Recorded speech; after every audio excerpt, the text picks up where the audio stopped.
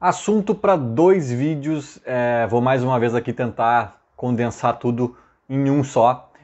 E os temas são: Douglas Costa mais uma vez volta à pauta, vou tentar ser bem sucinto, especialmente nesse assunto. E o segundo tema são os estrangeiros do Grêmio, né? Um problema aí que talvez possa surgir no nosso horizonte. Aliás, eu acho que já está surgindo e eu acho que também é preciso entender como o clube vai resolver essa questão. Vamos lá, Douglas Costa, sendo curto e grosso, tá? Eu não vejo nenhum sentido para esse cara voltar pro Grêmio. Nenhum sentido. Eu fiz campanha, eu fiquei feliz quando voltou. Nossa, tem um inseto aqui voando. Eu fiquei empolgado.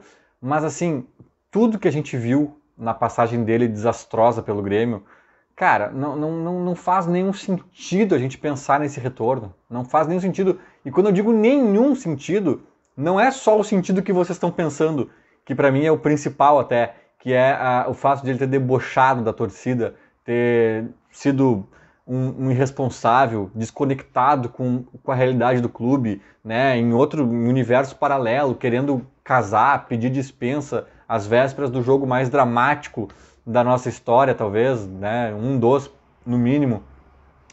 Então, esse motivo aí é grave, mas não é o único, né? Quando eu digo não faz nenhum sentido, eu incluo o sentido técnico. Porque eu vejo algumas pessoas falando assim, cara, tem que parar com isso, futebol não é isso aí, também a direção era incompetente, ele ficou bravo com a direção, babá. A gente prefere ter o Douglas Costa ou o Janderson, ou o Guilherme, né? A gente ouve muito esse papo assim de engolir o orgulho em prol de algo maior. Mas cadê o algo maior? O cara não jogou absolutamente nada. Então eu incluo nessa minha análise de não fazer nenhum sentido a questão técnica. O cara é um engodo, há não sei quanto tempo ele já não joga mais em alto nível, sabe? Tem toda a pinta de ser um undershow, sabe? Um ex-atleta precoce. Então, assim, nem por esse aspecto eu consigo entrar na análise, porque não faz sentido. Não faz sentido nem no ganho futebolístico, tá? E aí as pessoas falam também, o Ferreirinha fez muito pior e a gente aceitou. Primeiro que eu não acho que o Ferreirinha fez pior. O Ferreirinha realmente teve umas atrapalhadas ali que não foram legais. O empresário dele, sobretudo, né, se atrapalhou. Mas eu sempre digo, eu já fiz vídeos só sobre isso, tá? Ele se atrapalhou tendo um começo de razão. O empresário dele, lembremos, né, o Pablo, também é empresário do TT, né? Os atletas dele, de fato, foram utilizados muito tarde, foram muito mal utilizados no Grêmio. Ele fazia ele pleiteava ali por coisas que ele tinha razão.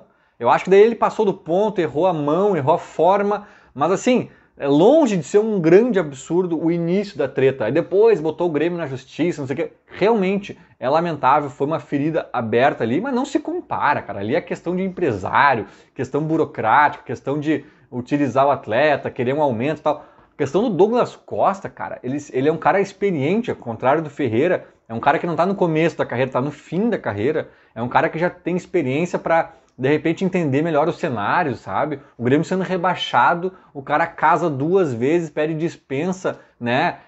Manda torcedor nas redes sociais tomar naquele lugar, sabe? Cava um amarelo absurdo que deixa ele fora de um jogo importante, talvez contra o Corinthians lá em São Paulo, se eu não estou enganado, ou foi no jogo do Corinthians que ele cavou amarelo, agora me deu um branco aqui, mas enfim, sabe? Ele teve vários e vários episódios, e aí no último jogo, contra o Atlético Mineiro, o jogo que poderia decretar e decretou o rebaixamento do Grêmio, ele faz um belo gol, talvez, né, a melhor jogada dele em toda a temporada, né?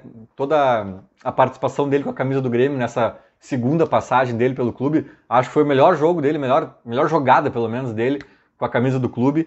E aí, em vez de ele bater no peito, pegar a bola no fundo do gol e sair correndo e não, vamos lá, não sei o que, sei lá, cara, sabe? Tem uma raiva ali, sai aqui, ó, acenando ironicamente para a torcida que está sendo rebaixada, que está sofrendo, que está chorando ali. Para mim, isso é o futebol. Se a gente tirar os simbolismos do futebol, se a gente quiser ser só pragmáticos, ninguém vai sofrer, chorar, sorrir por um pedaço de couro rolando e 22 marmanjos correndo atrás. Não faz nenhum sentido.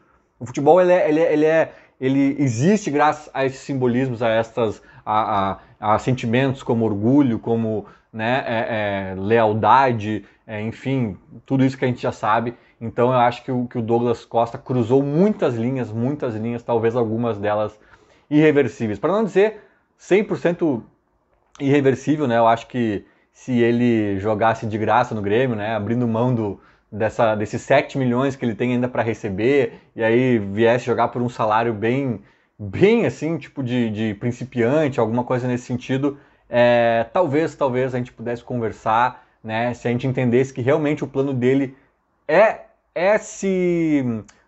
como é que se diz, se reaproximar da torcida, esqueci a palavra, né, se fazer as pazes ali, se a gente entendesse que talvez o Douglas entendeu os seus erros e de fato quer se reconciliar, essa era a palavra, com a torcida. Mas eu não acho que é isso, tá? Eu não acho que é isso, eu acho que ele quer só voltar pro Grêmio porque ele gosta de Porto Alegre, tem os parça dele, tem a família, tem a casa dele, né? Eu acho que é só por isso. Eu acho que é só por isso, e acho até que ele faria um esforcinho para vir aqui um pouco maior do que para outros clubes, como ele já fez, né, quando voltou em 2021, mas assim também não, meu Deus do céu, eu preciso me redimir. Eu acho que no frigir dos ovos, ele mal e mal concorda ou entende que errou tanto, né, na passagem dele pelo Grêmio. E aí só para fechar, tá, tem outra coisa também, que aposto que o Douglas vai se utilizar muito desse expediente, e eu acho que ele também tem razão até a segunda página, depois já vira a curva, que ele bota muito a culpa na direção do Grêmio antiga, né? Na gestão Romildo, no próprio Denis Abraão e tal, que são pessoas que são muito alvo, né? É muito fácil tocar pedra numa gestão que sai fracassada do Grêmio, sobretudo o departamento de futebol ali, o Denis Abraão, com quem o Douglas teve umas rusgas e tal. Ninguém gostava do Denis, nenhum gremista gosta, foi um alívio quando ele caiu fora. Então, fica muito fácil, né? O próprio Thiago Nunes, na entrevista lá pro Duda Garbi, ele chegou a se esquivar de culpa, né? Das culpas do trabalho horroroso que ele fez no Grêmio ali no começo do Brasileirão, principalmente, e colocou muita culpa na direção porque é muito cômodo, né? É muito cômodo, se tu faz isso, tu traz a torcida pro teu lado. Ah, não, realmente, faz sentido, a direção era incompetente, tinha amadorismo, é verdade, mas isso não explica toda a culpa do Thiago Nunes, né? Ele colocou muito mais coisa naquele balaio que não cabia, chegou a respingar no Renato, nos atletas ficaram incomodados com as falas dele, se perdeu, e eu acho que o Douglas vai por esse caminho. Ele vai querer dizer que a direção era incompetente, que o Denis Abraão não soube conduzir as coisas como deveria, blá blá blá, e ele pode até ter razão até certo ponto, né? Só que a gente não pode entrar correndo, entrou correndo, tomou janelinha. Porque chega um ponto que, cara, dar tchauzinho pra torcida não tem nada a ver com o Denis Abraão. Não tem nada a ver. Pedir pra casar naquele momento, não sei o que lá. Você já sabia há 2, 3 meses que o Brasileirão tinha pulado mais uma semana, né? Poderia ter adiado esse casamento, remarcado, repensado, né? O Grêmio em dificuldades, muito provavelmente a reta final ali seria importante, como de fato foi, né? Então tem muita coisa que é da conta do Douglas e só dele, cara. Não adianta querer botar na conta da direção, do Denis Abraão, porque em alguma parte a gente pode até concordar aqui ou ali, mas no grosso, cara, desculpa, né? Se tu quiser voltar pro Grêmio, a conversa tem que ser muito especial, muito incrível, muito impressionante para que eu, pelo menos, concorde com esse retorno, né? Dentro de uma normalidade das coisas, eu não vejo nenhum sentido. Até porque, como eu disse no início do vídeo, em campo é uma incógnita o que ele vai apresentar, para dizer o mínimo. Porque os indícios, incluindo agora lá a passagem dele pelos Estados Unidos, os indícios são de que não vem grande contribuição por aí. Beleza, segundo assunto, falar dos estrangeiros do Grêmio, né, que é um assunto que preocupa. Na verdade, acabei me estendendo demais no primeiro assunto, tentar ser mais sucinto agora nesse, vamos ver se eu consigo, né? Mas vamos lá. O limite de estrangeiros subiu recentemente, graças ao Fábio Koff, né, e ao Rui Costa, na época também, eles ali entraram com algum pedido junto à CBF, sei lá, na época eu sabia melhor isso, acho que foi lá por 2013, se eu não estou enganado, né, então naquele movimento ali deles, o futebol brasileiro acabou permitindo 5 estrangeiros, antes eram apenas 3, lembremos, né, e 5 estrangeiros é um limite que o Grêmio já está beliscando, né, vamos ver aqui, ó, Jeromel e Kahneman, né,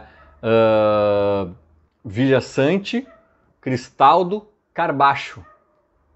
Já fechou 5. confirmando o Suárez, já impossibilita, né? Então, eu acho que tem grandes chances de venderem o Vichaçante, que é uma coisa que eu não gostaria de ver acontecendo, porque eu acho que ele é um cara interessante, um jogador bom assim para elenco, sabe? Uma opção boa para entrar em algumas circunstâncias, então não é, meu Deus, estupendo, titular absoluto, indiscutível, mas até como titular assim, não acharia absurdo, dependendo da formatação do time assim. Mas vai acabar sobrando para ele. E obviamente, nem tô mencionando o Campas, porque esse aí já está fora dos planos totalmente, né? O Grêmio vai esperar uma oportunidade aí para tentar trocar ele por alguém que seja mais útil, ou emprestar, ou vender, amenizando um pouco as perdas, né? Não vai conseguir vender nem perto do que gastou por ele, mas o Campas está fora dos planos. E os caras ainda falam, eventualmente, num goleiro que pode ser estrangeiro, né? Falavam muito do Rocher, voltaram a falar esses tempos. Não sei se é verdade, não sei se está quente, alguma coisa ali. Mas talvez fosse até pro meio do ano só esse Rocher aí. Não sei se o Grêmio quer esperar também. Mas assim, entrando o Suárez, mesmo tirando o Campas da jogada, já tem 6, né? Já tem 6. É claro que o Vichaçante, ele é a carta mais fora desse baralho, principalmente porque tem muita peça ali, né, no meio já. Tem o próprio PP, esse que contrataram, tem... Então, assim, eu acho que o meio de campo ali, o Vichaçante vai acabar jogando quando tiver um suspenso, quando tiver um lesionado, um dos estrangeiros, né? Eu acho que seria mais ou menos por aí. E eu acho que nesse cenário não faz sentido, né, confirmando o Suárez, é óbvio, né, não faz sentido contratarem um goleiro estrangeiro. Eu até gostaria muito de ver esse Rocher, mas, cara, fica difícil, né? Fica difícil conseguir fechar os 5 ali nessa conta, porque todos são relativamente importantes. Falaram muito também em naturalizar o Kahneman brasileiro, né? Já joga aqui há bastante tempo, há muitos anos no Brasil, tem filhos já brasileiros, né? Ou um filho, pelo menos, acho que é brasileiro. Primeiro que eu não sei se o gringo toparia, né? Porque eu sei que ele é um argentinão daqueles raízes, assim, né? Que talvez se incomodasse um pouco com isso. Mas talvez também, entendendo a questão profissional, talvez ele até topasse. Mas me preocupa a questão de tempo. Eu não sei como é que rolam esses trâmites. Ouvi falar que pode levar até 1 ano. Aí, neste caso, não adianta, né? Então a ideia já está atrasada e talvez nem seja mais uma possibilidade para 2023. Enfim, a direção vai ter que se virar, porque só os nomes que a gente já tem hoje, né, nomes importantes para compor esse time aí, já são 5. Né? O Suárez chegando automaticamente vira 6 e aí o quebra-cabeça já começa a ser montado. Era isso, né? Na verdade, era isso sobre esses 2 assuntos. Comentem aí o que vocês acham de cada um deles. E eu vou agora dar um pulinho na praia, vou ficar uns 5, 6 dias lá. Provavelmente não teremos vídeos aqui no canal durante esses próximos 5, 6 dias, a não ser que, né, nesses dias, que é bem possível até, eu diria, eu acho, nesses próximos 5, 6 dias aí, em volta do ano novo ali, né, do Réveillon, Suárez seja anunciado. Eu vou dar um jeito, pelo menos, de falar alguma coisa dentro do carro, ou dentro do mar, ou da onde eu conseguir falar, mas a princípio teremos uns dias aí de 100 vídeos aqui no canal. Então o que eu peço, chegou até aqui 13 minutos e 40 segundos de vídeo já. O que eu peço para vocês que chegaram até aqui, para dar uma força pro canal, né, para ver se a gente continua aí no ano que vem. E o que é dar uma força? É engajar com o vídeo, curtir, se puder comentar alguma coisa. Se não está inscrito no canal, isso é muito importante para o algoritmo ajudar a alavancar aqui a distribuição dos vídeos, né?